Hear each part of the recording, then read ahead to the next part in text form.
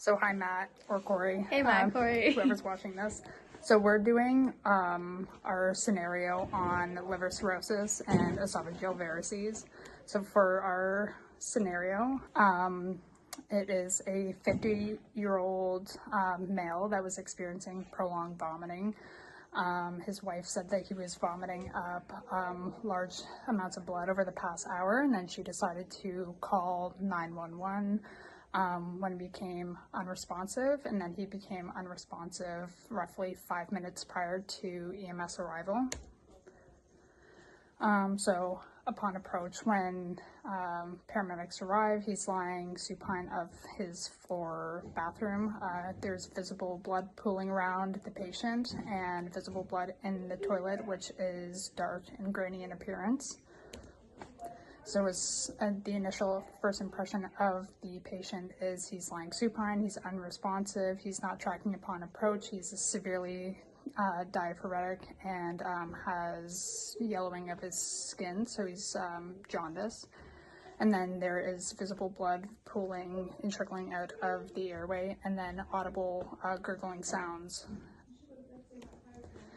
So for the initial assessment of the patient and his vital signs, he is tachycardic at 143.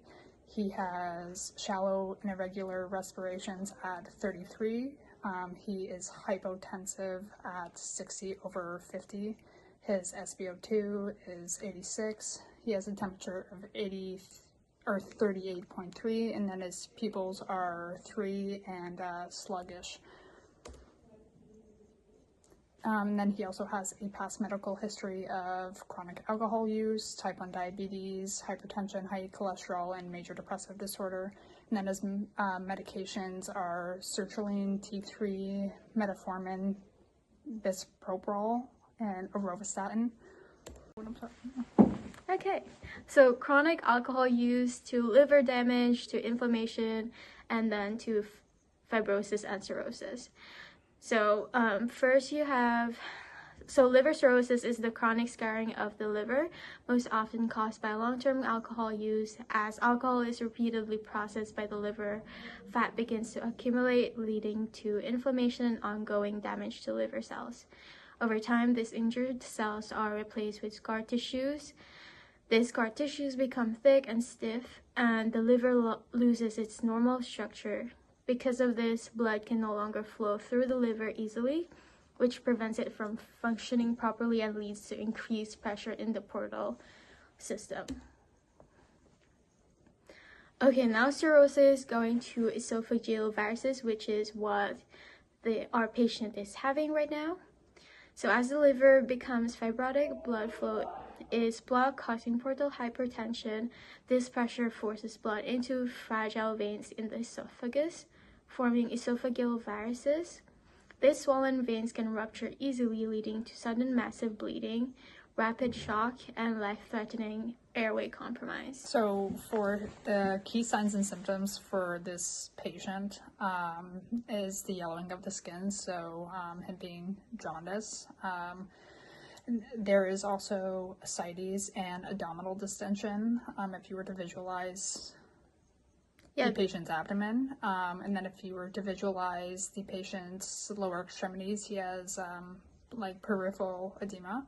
And then for the actual rupture itself, he's experiencing ongoing hemorrhage. He's vomiting, so he's some of that blood has become digested, so it's coffee ground emesis, and then melalina, and then some of the blood gets digested and it actually goes into your to your stomach contents and actually can leave through your stool, and that's why you would have bloody stool as well. And then for his vital signs, this is related to the type of shock that he is in. He's experiencing the hemorrhagic shock, so he's hypotensive, he's pale, cool, he's diaphoretic, and then he has a rapid, weak pulse.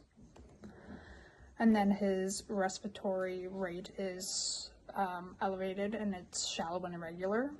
He has diminished air entry bilaterally, and then crackles at his mid-lobes because he's aspirated on the blood. And then for the airway, there's audible gurgling because there's blood obstructing his airway, and a decreased gag reflex. And then for this patient, because he's in a state of shock, he's GCS3 and his pupils are responsive but sluggish. And then for if you were to do a 12 lead on this patient, he is in a sinus like tachycardic rhythm, but he has PVCs. Okay, so pertinent physical assessments for this patient, definitely we do need to do some abdominal assessment. Just thinking about vomiting, we do have, that is a sign that we have to do some GI assessments. Unfortunately for this patient, he is unconscious. We would try and get as much information just from the wife instead. We are gonna make sure the ABCs as well is assessed. Currently, patient is unconscious. We're gonna start actually with circulation just to make sure. Circulation, checking for pulse on either radial, carotid, just to see how much is the blood pressure. We are gonna check the airway, which right now the airway is obstructed by blood, and then they're breathing, and see if we could correct that first. We're gonna do an RTS as well. So this patient, they are lying on the ground. We are not sure what happened, that massive pooling of blood that is around them on the washroom. It could be just coming out from them vomiting blood, or it could be from another places in their body. So that could also explain the pooling. So we wanna rule that out. Limb leads to check what other causes that this patient has syncopated.